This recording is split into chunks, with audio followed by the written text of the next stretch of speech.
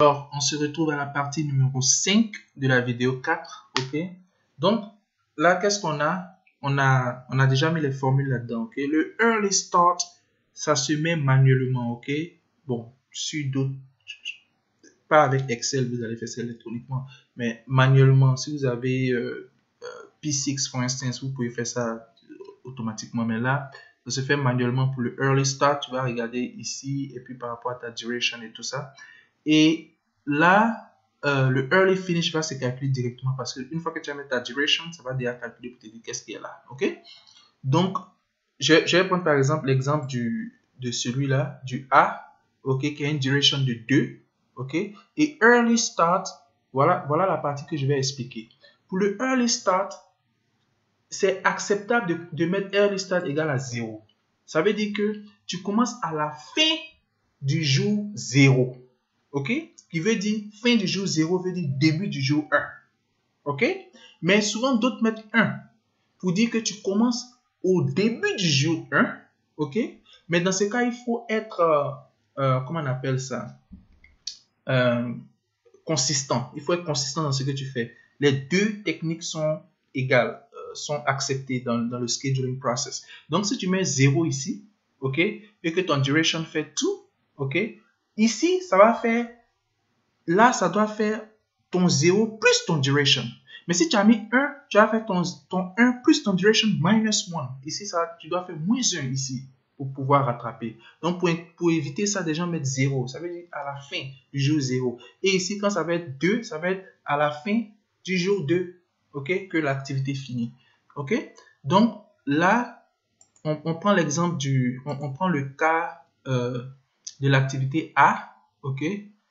Donc, le cas de l'activité A, c'est quoi? Duration 2, la durée fait 2 jours, ok? Et le early date, c'est 0, ok? Le early start, c'est 0. Donc, je mets 0 ici, ok?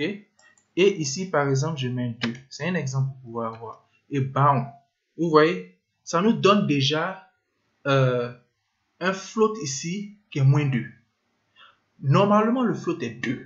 Ok? Normalement, le float est 2 parce que normalement, le float c'est lui moins lui. Mais dans la formule, j'ai mis lui moins lui. Alors que celui qui est là, ok, le late finish qui est là, je ne l'ai pas encore eu. Vous voyez, là, je fais le front. Ok? Le front forward. Je m'en vais forward. Quand je vais venir backward, c'est là que je vais remplir tout ce qui est en bas ici. Late finish là. C'est là que je vais avoir ça dans mon backward. Et quand je vais avoir mon late finish sera forcément 4. Et vous allez voir ça, que ça va être 4. Parce que ça doit être égal, lui, moins lui, doit être égal à lui, moins lui. Et vous allez voir que ça doit être une vérification. Ok? Donc, c'était juste un exemple. Ok? Donc, là, je repars à où c'était, avec tout à l'intérieur. Ok? Et je vais copier and paste. Ok? Je mets une pause, je dois faire quelque chose là. Alright. Donc, ce que je disais, je dois faire un copy and paste pour le mettre dans chaque activité ici. Ok? Pour que la formule puisse rentrer, être dedans. Comme ça, je ne vais pas faire la formule avec chacun. Donc, le Ctrl-C, je viens ici. Ok? Mais je dois me rappeler que ici, c'est A, par exemple. Ok? So, once I do that, je mets que c'est A. Alright? Ok, je vais recommencer quelque chose. Attendez. Je vais recommencer quelque chose. Ok, donc je suis reparti là-bas. Je veux que tout cela soit au milieu. Alright. Au milieu. Et là maintenant, je veux pas que le A soit comme c'était. Ok, l'esthétique aussi, ça joue. Hein. Ça joue beaucoup même. Alright. Donc ici c'est ça. Et là je mets mon A. Alright. Et je fais pareillement. Je viens ici. Boum. Là, je mets mon B. Je fais pareillement. Je viens ici. Boum. Là, je mets mon C. Ainsi de suite. Donc, j'ai 5 minutes. Je crois que je peux enlever ça. Bon, je vais mettre pause et finir ça. Donc, vous avez vu le process. Donc, je mets pause, j'ai fini. Ok, là, je suis arrivé au M. Ok. Donc, au M ici, alright, je j'ai tout fait, j'ai mis les formules. Ne vous inquiétez pas, les zéros là vont disparaître quand les vrais nombres vont montrer. Donc, je suis arrivé au M, donc je répare, ok.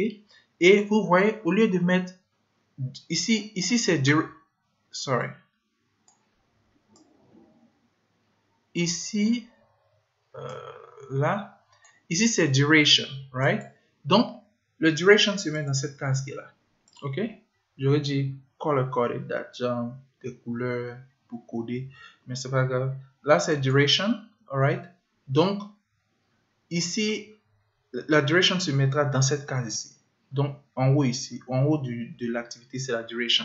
Donc, vous rappelez que je voulais mettre 2 et puis j'ai dit non, je vais prendre directement ce qui est dans le tableau pour que si je puisse changer, ça puisse changer aussi. Et après, j'ai dit non, je vais copier avec les formules d'abord avant de faire ça. Donc, maintenant, je m'en vais mettre les numéros. Donc, lui, il doit être égal à ça. OK. Bon. OK. Ça met le moins 2, mais ne vous inquiétez pas, vous n'allez pas avoir un negative float. Negative float, c'est unacceptable. C'est pas acceptable dans un scheduling que tu fais pour quelqu'un. OK. Negative float, c'est-à-dire l'activité n'a même pas encore commencé. Tu as déjà 2 jours de retard. C'est pas normal. Donc, qu'est-ce que je fais? Je mets pause, ok, je vais compléter tout ça. Donc, vous avez vu le process. Je recommence à voir le process. Ici, par exemple, la duration de B, je viens, je mets que ça, c'est égal à ce qui va être là, ok, et bam, il est là. Alright, lui aussi, il a son petit. C'est la même chose, mais ça va aller, ça va changer après. Donc, je mets pause, je finis de remplir chacun avec le duration and I'm coming back. Ok, donc je suis arrivé à M, ok, j'ai mis le duration chacun. Donc, pour prouver ça, par exemple, avec M, vous voyez ici 27, sa duration c'est 27. Donc, si je viens ici, par exemple, que je change les 27 en 30 jours, vous allez voir que ça va changer aussi là-bas en 30 jours, ok. Donc, juste la duration est true, est vrai. Juste la duration est vrai, ok. Le reste va se rectifier avec le temps. Donc, je reviens avec le 27, alright. Et donc, là-bas aussi, 27, alright. Donc, une fois que j'ai ça, ok, j'ai fait ce qu'on appelle le front forward, right. Donc, je suis venu, j'ai fini en fait le front forward parce que j'ai mis la duration, ça m'a donné ça, c'est que ça doit me donner, ok. Donc, si on vient ici, j'ai mis le early start. Oh, sorry, le front forward n'est pas fini. Donc, par rapport au successeur, ok, je regarde ici. Qu'est-ce qui est true? C'est lui qui est true.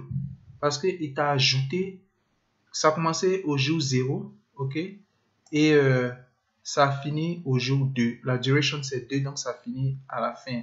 Le earliest you can finish, c'est le deuxième jour. Si la durée c'est 2. Ok? Donc, c'est dire que lui aussi, le earliest you can start, ok? Mais n'oublie pas que ça, quand on met 0, c'est dire que quoi? Ça commence à la fin du jour qu'elle est là. Ça finit aussi à la fin du jour qu'elle est là. Donc, lui, ce qui peut, le earliest il peut commencer, c'est la fin de ce jour qu'elle est là, qui est 2. Alright? Donc, ça, vous voyez que ça change automatiquement. Donc, qu'est-ce qui est true, qu'est-ce qui est vrai, c'est la ligne de haut. Donc, lui, ça veut dire que si ça commence à la fin du deuxième jour, que ça fait 2 jours d'activité, tu finis à la fin du 4e jour. OK? Donc, c'est-à-dire que lui, le earliest il peut commencer, c'est à la fin de ce 4e jour. D'autres mettent plus 1, mais si tu mets plus 1, tu dois commencer à gauche ici avec le 1. Alright? Donc, tu mets ça. Alright? Tu mets OK, ça change. Donc, si ça commence à la fin du 4e jour, ça fait 4 jours d'activité de duration. Ça finit, le earliest, ça peut finir, c'est 8 jours, au 8e jour. À la fin du 8e jour, ok? Et ainsi de suite, ok? La succession, là, c'est pas un problème parce que ça suit 1, 1, 1. Quand ça va être 2 ou 3, 4 mélangés sur une route, c'est là le problème va commencer. Alright? Donc, lui, je le mets là. Alright? Je le mets un peu ici. Ok? Et 25 secondes, je sais pas, je vais arrêter là. Ok, j'arrête là et puis on se retrouve à la vidéo 6, ok? À la vidéo 4, mais la partie 6 de la vidéo 4, ok?